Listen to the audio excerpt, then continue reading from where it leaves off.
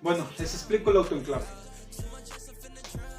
El sensor 1, al no detectar nada, la señal de control hay 0 volts. Cuando detecta, hay 24 volts.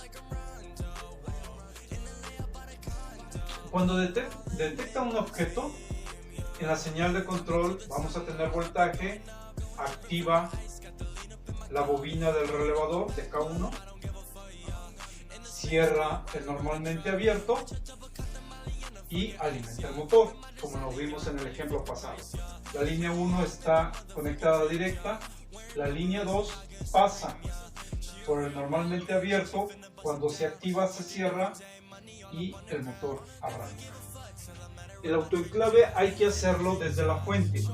De la misma fuente de 24 volts, recuerdan que les dije que tanto el sensor como el relevador deben de estar siempre al mismo voltaje. De la fuente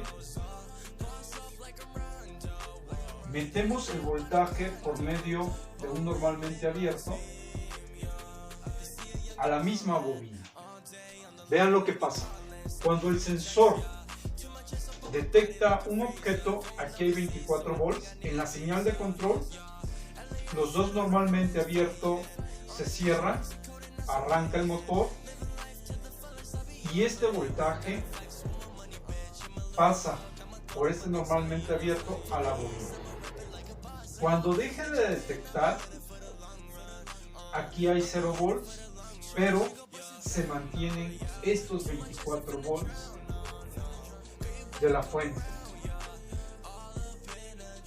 A esto se le llama autoenclave.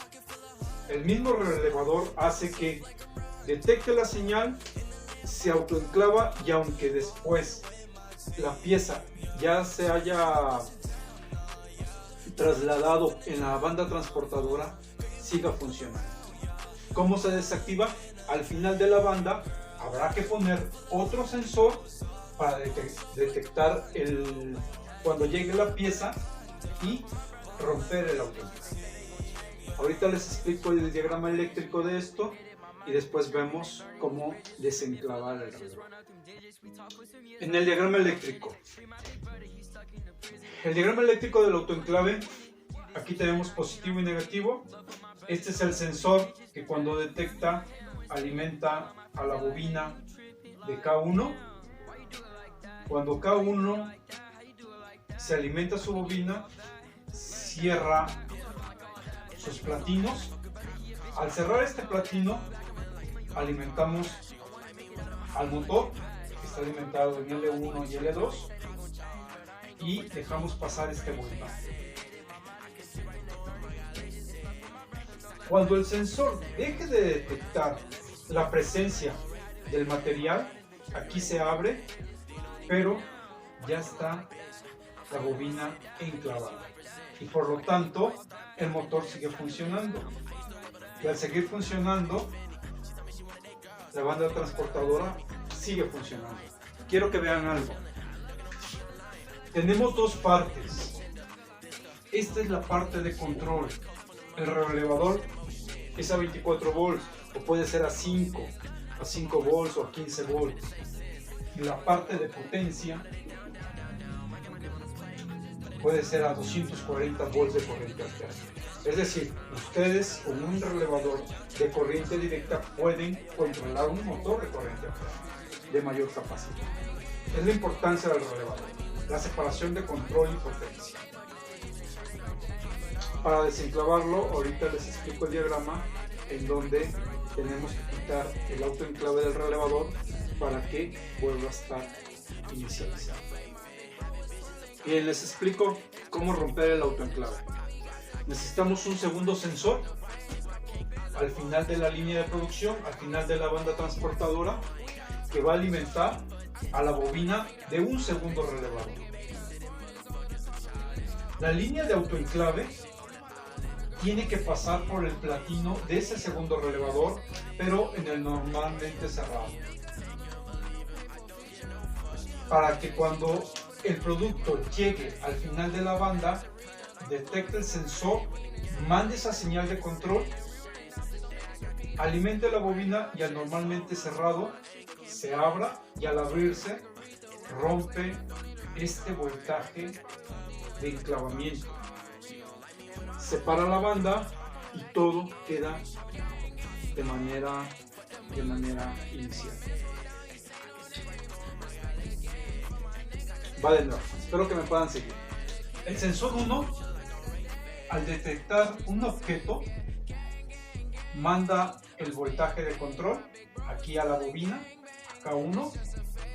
Se cierran estos dos platinos, normalmente abierto. Al cerrarse este, se activa el motor. Este motor, recuerden, una línea está directa y la otra línea viene por ese platino al motor. Al activarse se cierra y el motor arranca. Empieza a funcionar la banda transportadora. Pero al mismo tiempo se cierra también este platino. El voltaje de la fuente viene por K2, que es un normalmente cerrado, está cerrado, pasa el voltaje y pasa por este normalmente abierto, que al cerrarse llega a la bobina y queda enclavada. Aun cuando aquí el sensor deje de detectar, ya está enclavado. Lo que les expliqué anteriormente. La pieza sigue por la línea de producción. Cuando llegue al final de la banda transportadora, este segundo sensor óptico, inductivo, lo que sea, va a mandar una señal de control a la bobina de un segundo relevador. Esta, al alimentarse, el normalmente cerrado se abre.